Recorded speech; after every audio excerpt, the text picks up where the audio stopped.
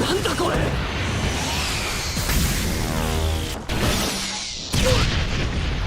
マイクロウェーブ来る。こいつ本物のガンダムだ。 피규어 프로페서 위키피규어입니다.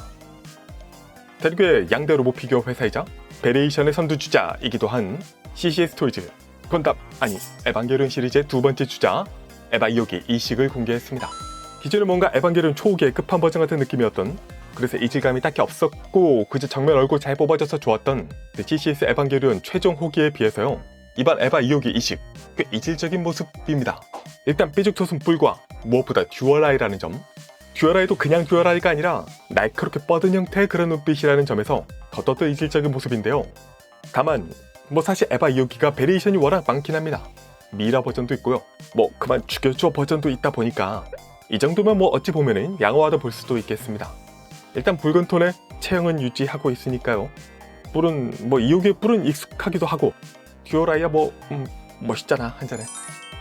어쨌든 카라 스튜디오에서 인정하고 있는 에반게리온의 평행세계 아니마에서는 이렇게 등장했다고 하니까 그에 맞는 제품화라고 볼 수 있을 텐데요. 기본적으로 밝은 레드와 이건 뭔가 CCS가 자주 쓰는 컬러라는 인상의 좀 진한 레드, 오렌지에 그레이가 또 투톤으로 곳곳에 들어있는 모습, 덕분에 원색이지만 짙은 무게감이 있는 모습이 될 것으로 보입니다. 그리고 팔은 이게 뭐지? 어깨 이랩과 비슷하게 또 붙어있는 부분이 팔로도 무장들을 부착할 수 있는 듯 보이고요. 이거 팔에 부착한 거 맞지? 소체의 가동은 전작에서도 확인할 수 있었듯이 굉장한 수준, 특히 헤드의 디자인 실루엣이 심플해지면서요, 좀 더 걸리적거리는 부분이 덜할 듯 보이고, 이번에는 특히 액세서리가 더 인상적입니다. 그 중에서도 이 무기고 세워두거나 등짐으로 지고 다니면서 이걸 별도로 리얼하게 오픈해서 최종 호기에도 있었던 파워데이 라이플이나 신형 파레트 라이플 등등을 탑재할 수 있게 되어 있습니다. 그리고 어깨에 독특하게 생긴 이 장치는 마이크로파 메이저 급전 렉테나라면은 정류기와 안테나의 합성화라고 합니다. 네, 아무튼 이전처럼 엄빌리컬 케이블을 따로 다른 데 꽂는 게 아니라 여기에서 에너지를 받아서 자체적으로 엄빌리컬 케이블로 파워를 공급한다는 것이 바로 이 이식의 설정입니다. 마이크로웨이브 온다! 아무튼 이거 전투 중에 부서지기에는 왠지 딱 좋아 보이긴 하지만요, 뭔가 멋은 있습니다. 멋은. 엔토 폭탄 4개가 부속되어 있어서 이를 또 전용 렉에 담아서 어깨에 보관했다가 이렇게 짐승거인 샷을 날리는 것도 가능하고요. ESB 실드는 비상용이라는 설정으로 좀 작고 투박하게 부속되어 있습니다. 또 에바 2호기와 인연이 깊기도 한 롱기눅스의 창도 부속이 되어 있죠. 전체 크기는 두정고 28.5cm, 무장까지 총 30.5cm가 되고요. 본체 무기는 약 520g.